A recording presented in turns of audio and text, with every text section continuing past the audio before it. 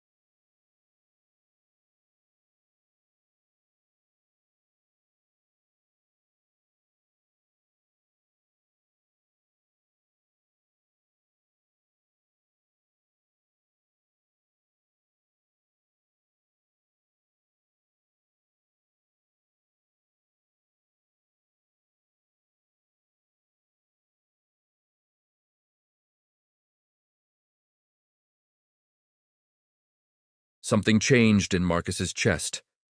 Something shifted.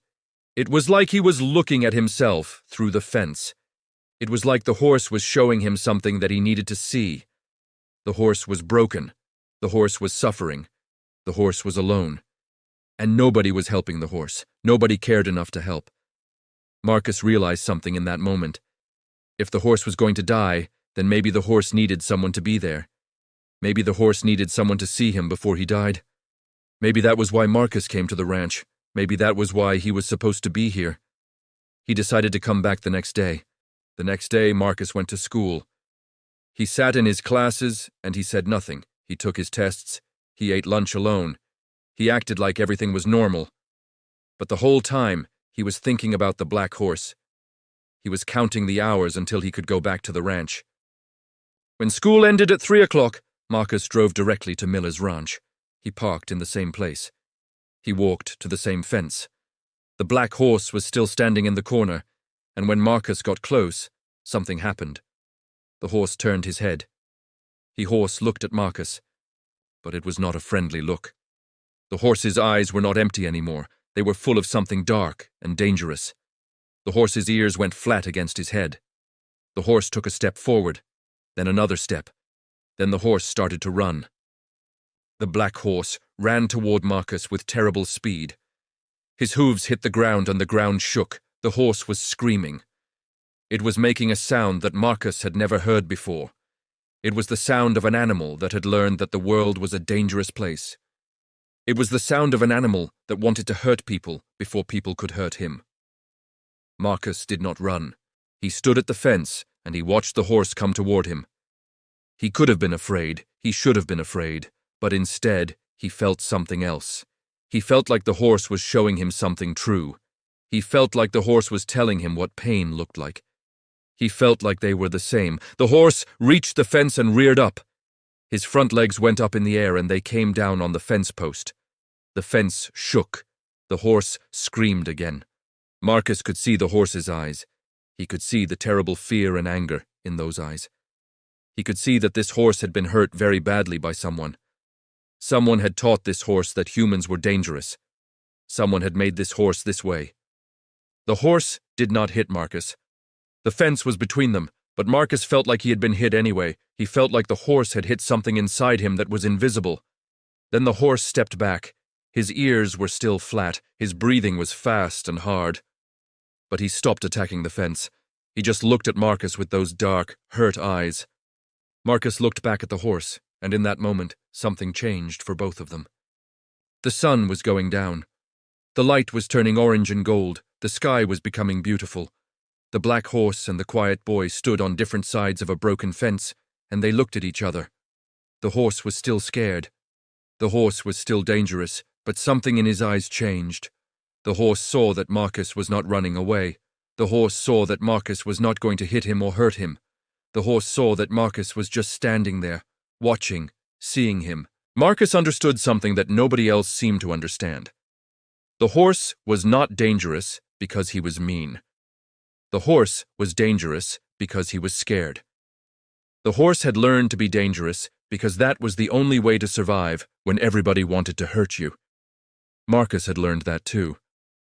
Not by being hurt by people the same way, but by being alone so much that he had learned the world was a dangerous place.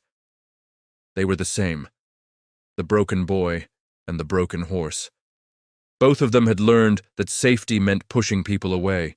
Both of them had learned that the world was a place where you could not trust anybody. Both of them had learned that being hurt was the only thing that made sense. But in that moment, at sunset, with the sky turning beautiful colors, something different happened. The boy and the horse looked at each other, and they said something without words. They said, "I see you. I understand. You are not alone." Marcus stayed at the fence until it was completely dark. The horse did not move. The horse just stood there and looked at the boy. When finally Marcus turned to go back to his truck, the horse followed him. The horse walked along the inside of the fence, keeping Marcus in his sight, not wanting him to leave. Marcus got in his truck, but he did not start the engine right away. He sat there, and he cried. He cried because he realized that he could not die now. He could not give up, because the horse was still alive and the horse was still suffering, and if Marcus gave up, then there was nobody to help the horse. And if the horse was going to have to suffer alone, then the least Marcus could do was suffer with him. He drove home as the night got darker, and he knew that he would come back tomorrow, and the day after that, and the day after that, because he had found something that was broken like him. And maybe, just maybe, if he helped the horse heal, then the horse could help him heal too. The man who broke the black horse's spirit did it on purpose. His name was Jackson Thorne, and he was famous in the horse world. People said he was a genius. People said he could take any horse and make it into a champion. But what people did not talk about was how he did it. They did not talk about what happened behind closed doors. They did not talk about the things he did when nobody was watching. The black horse was born with a beautiful body and a beautiful mind. His mother was a prize-winning mare. His father was a champion racehorse. The horse was born to be something special. When he was a baby, people came to look at him. They said he would be worth a lot of money. They said he would win competitions and make his owner very rich. For the first 4 years of his life, the black horse was treated well. He had good food. He had doctors who took care of him. He had handlers who were kind. He had space to run and play. He was happy. He did not know that the world had other things planned for him. Then Jackson Thorne came. Thorne saw the young horse, and he saw something that nobody else saw. He did not see a beautiful animal. He did not see a living creature. He saw a way to make money. He saw a tool that he could use. He saw a problem that he could solve. And he bought the horse for a very large amount of money. The first day that the black horse arrived at Jackson Thorne's training facility, everything changed. Thorne looked at the horse and said something that the grooms who worked there would never forget. He said, "This horse thinks he is special. This horse thinks the world is kind. I will teach him that he is wrong about everything." On that first day, Thorne started with the bit. A bit is the piece of metal that goes in a horse's mouth. Most bits are made to be comfortable, but Thorne used a bit that was too sharp. It was made with metal pieces that cut into the soft part of the horse's mouth. When Thorne pulled on the reins, the bit cut into the horse's flesh. The horse screamed. His mouth filled with blood. But this was just the beginning. Thorne believed that pain made horses obey. He believed that fear made horses remember. He believed that breaking a horse's spirit was the same thing as training a horse. He was wrong, but nobody stopped him. Every single day, Thorne worked the horse in the hot sun. He would make the horse run and jump and move for hours and hours. He would not give the horse water. He would not let the horse rest. He would ride the horse with spurs that dug into the horse's sides. The spurs had points that were sharp like needles. When the horse moved wrong, Thorne would dig the spurs in deeper. The horse's sides started to bleed. The horse's legs got cuts that would not heal because Thorne kept making him run.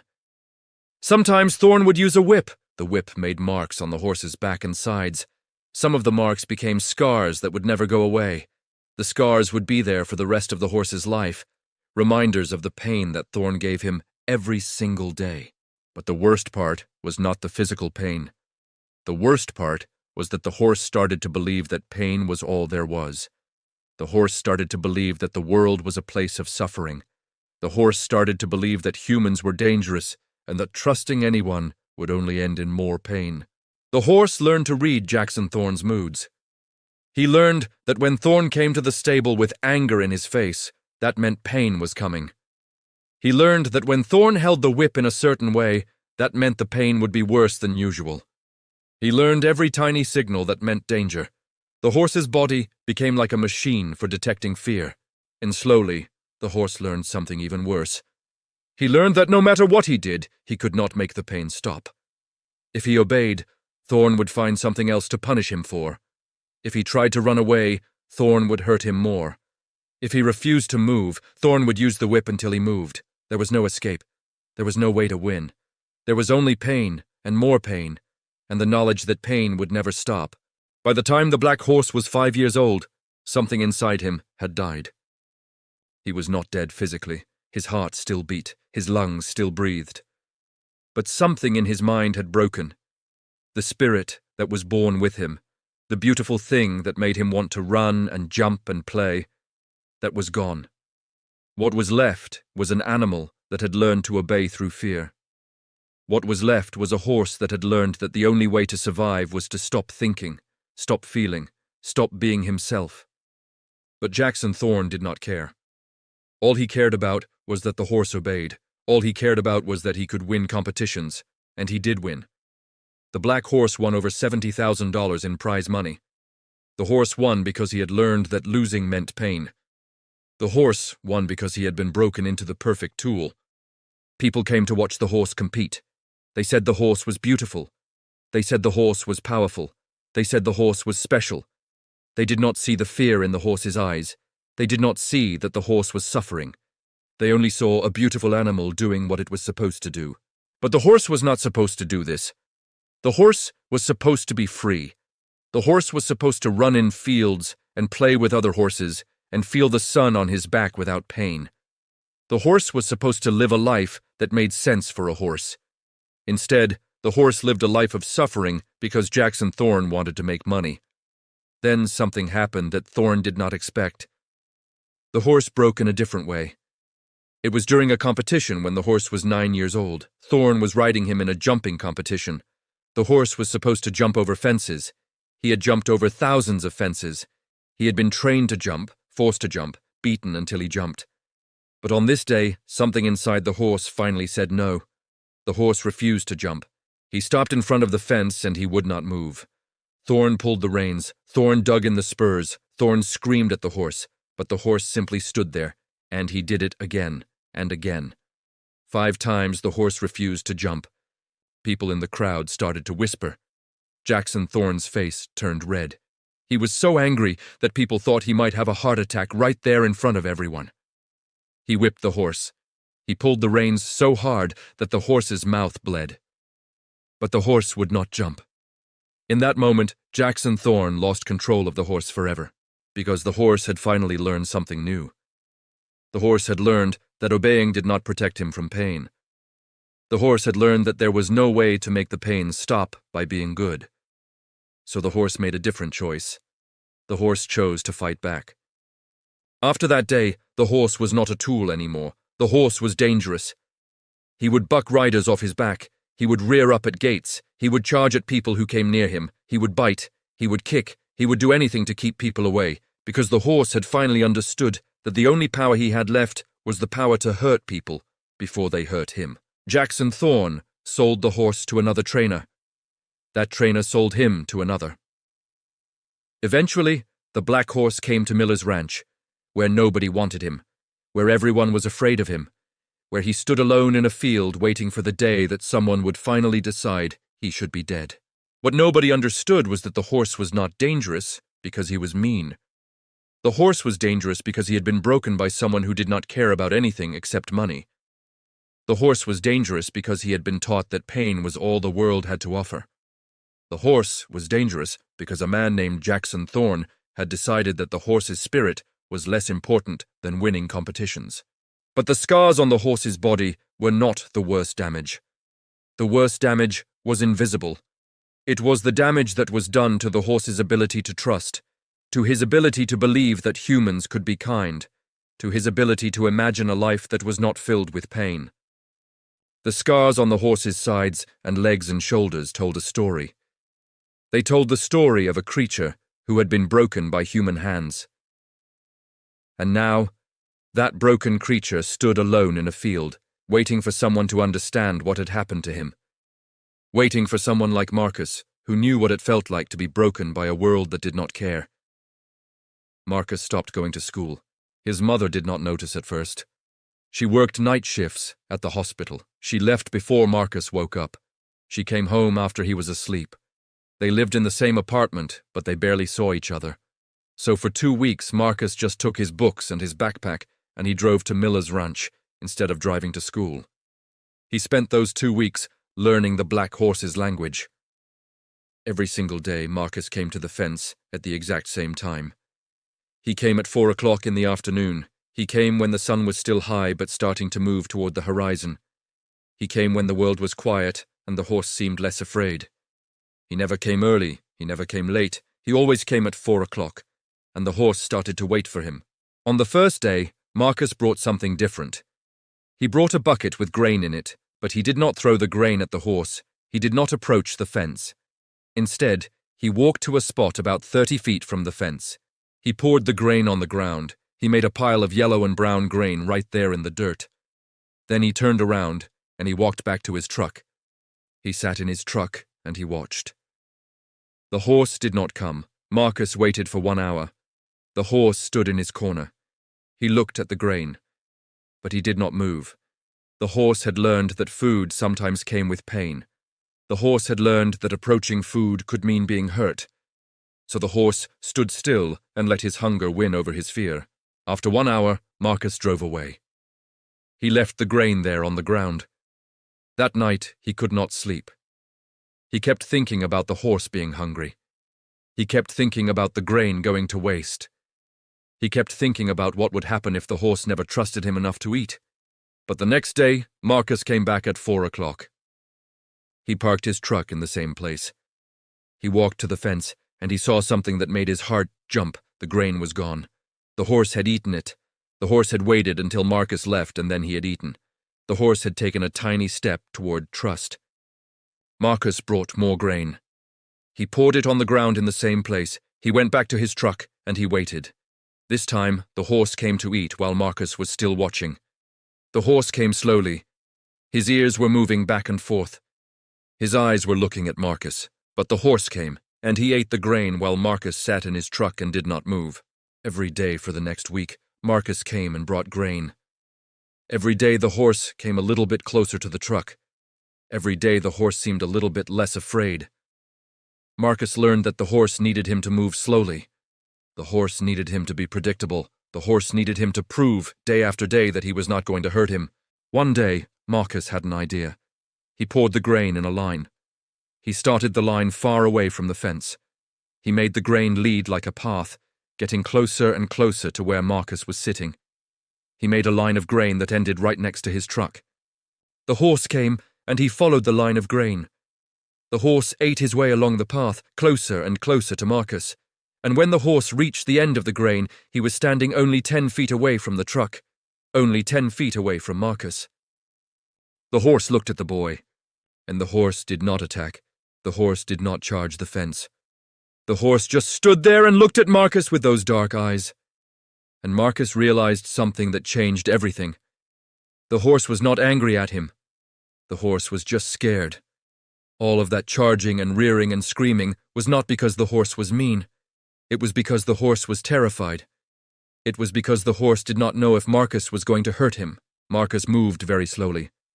He reached down, and he picked up a piece of grain from the ground. He held it in his hand, and he made sure the horse could see it. The horse's ears came forward. The horse took a step closer. Marcus stayed completely still.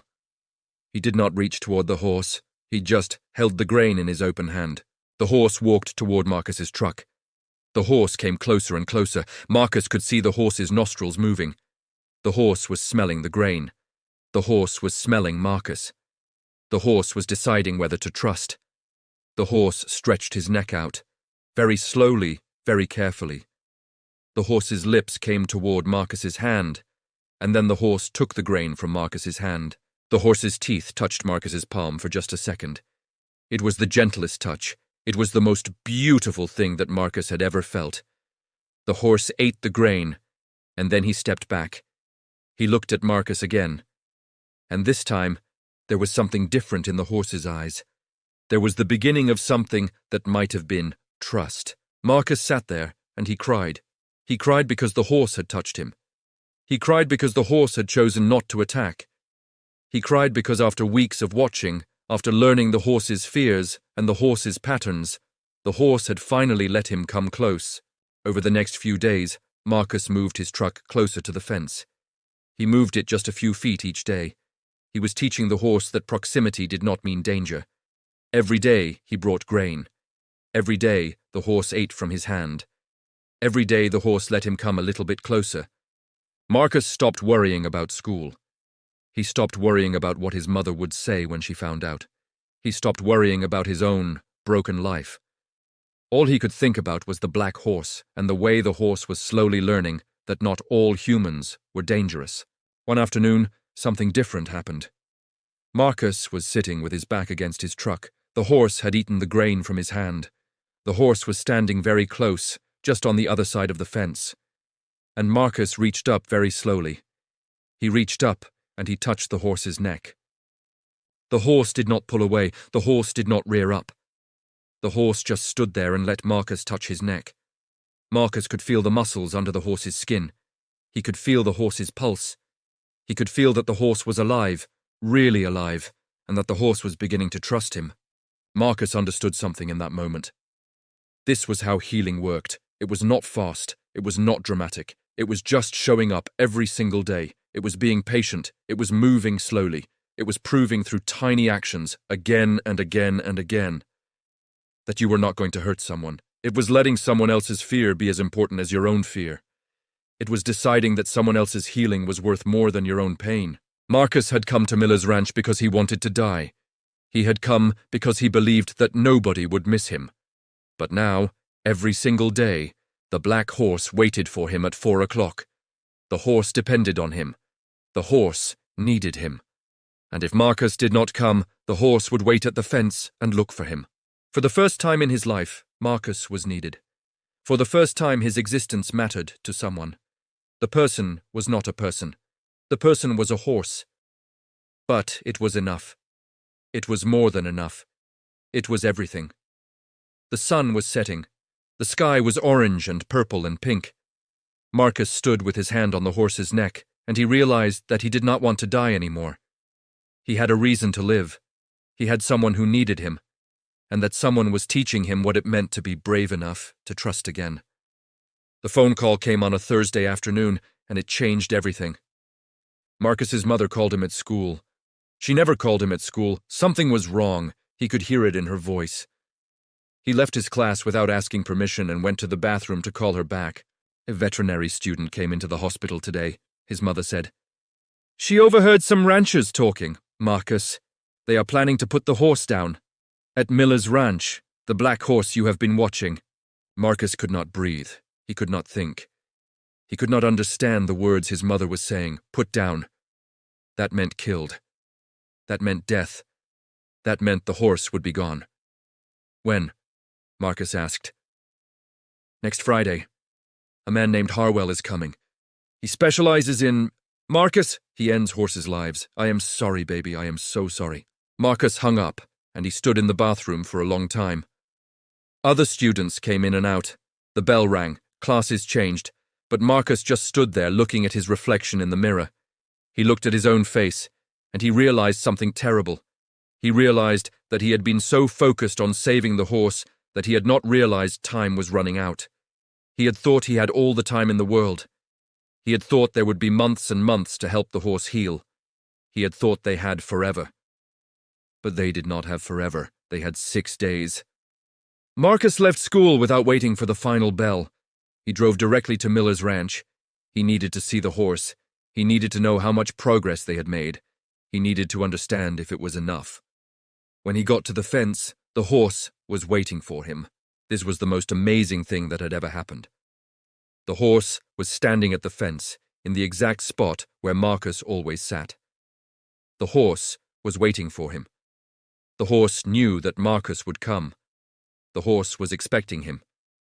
Marcus walked to the fence slowly. The horse did not move. The horse did not charge. The horse just stood there, and as Marcus got closer, the horse dropped his head. The horse's ears were forward. The horse's eyes were calm. Marcus reached out his hand slowly, very slowly, giving the horse every chance to back away. The horse could have moved. The horse could have run. The horse could have reared up and attacked like he did with everyone else. But the horse did not do any of those things. The horse let Marcus touch his neck. For the first time in 3 years, someone touched the black horse without causing pain. Marcus's hand was gentle. Marcus's hand was kind. Marcus's hand said something that nobody had said to this horse since he was a baby. Marcus's hand said, "You are safe." The horse closed his eyes.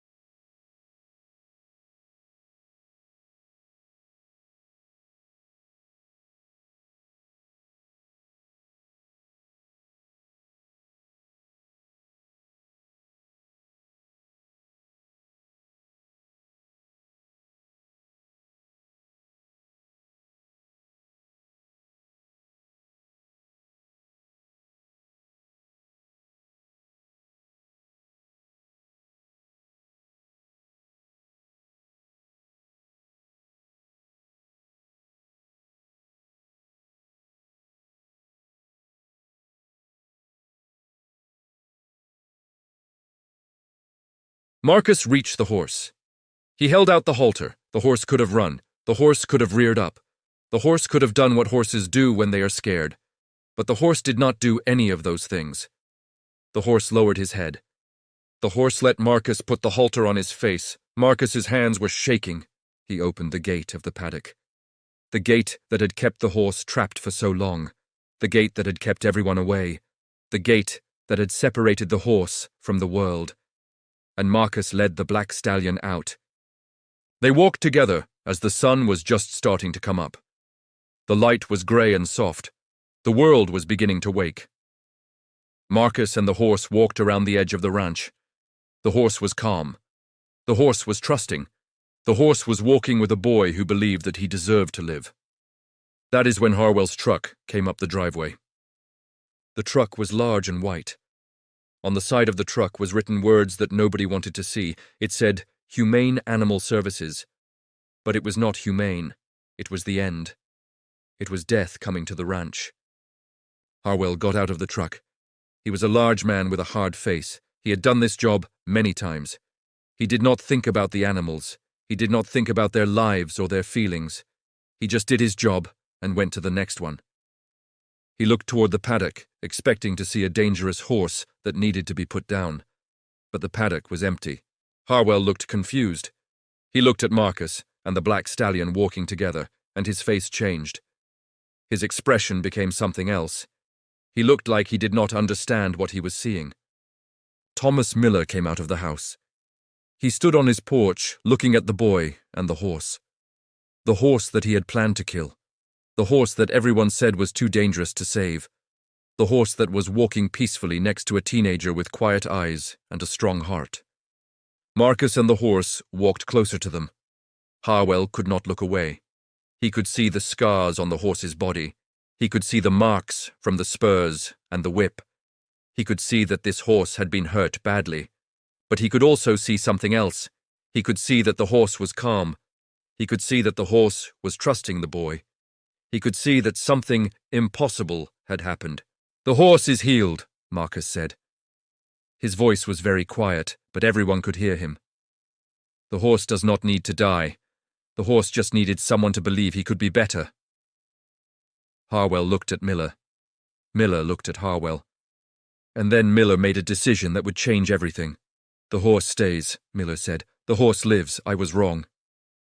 Those 5 words changed the world. Harwell got back in his truck. He did not argue. He did not say that his time had been wasted. He just nodded and drove away. And as his truck disappeared down the driveway, Marcus understood that they had done it. The horse was going to live. Marcus brought the black stallion back to the paddock, but this time it was different. The paddock was no longer a prison. It was a home. The horse would be fed properly now. The horse would be treated kindly. The horse would have a future. Over the next weeks, the horse continued to heal. His coat became shiny and beautiful. His body became strong and healthy. His eyes became bright. And most importantly, the horse learned that the world was not just pain and fear. The horse learned that humans could be kind. The horse learned that he deserved to live. Marcus came to the ranch every day. He rode the horse. He groomed him. He sat with him in the fields and watched the sunset. And the horse stayed calm. The horse stayed trusting. The horse stayed alive. A month later, Marcus's mother brought him to the ranch with a woman named Sarah Chen. Sarah was a veterinary student who worked at the animal clinic. Sarah looked at the horse and she said something that made Marcus cry. "This horse has healed from trauma," Sarah said. "This is not just a miracle. This is proof that healing is possible." Sarah offered to help Marcus formally train as an equine therapist. She offered to help him build a rehabilitation program. She offered to help turn Miller's ranch into a place where broken horses could come to be healed. And that is what happened. Years later, the black stallion named Midnight became famous. Not for winning competitions, not for making money, but for teaching people what healing looked like. The horse taught children who had been abused that they could trust again. The horse taught other animals that humans could be kind. The horse taught the world that even the most broken creatures deserved a chance at life. And Marcus, the quiet boy who had wanted to die, became a man who saved lives. On quiet afternoons, Marcus would stand at the fence and watch Midnight grazing peacefully in the field. The horse was older now, with gray hairs starting to show in his black coat. But he was alive, he was healthy, he was happy, and Marcus understood something that changed his entire life. He understood that sometimes the person who needs saving and the person doing the saving are the same person. He understood that sometimes we need to be needed. He understood that healing happens when 2 broken creatures find each other and decide to trust. The black stallion, who everyone said was too dangerous to save, had saved the life of a boy who thought he was too broken to matter. And the quiet boy, who nobody noticed, had become the man who showed the world that love and patience and consistency could heal anything. That is the real ending, not a happy ending, but a true ending.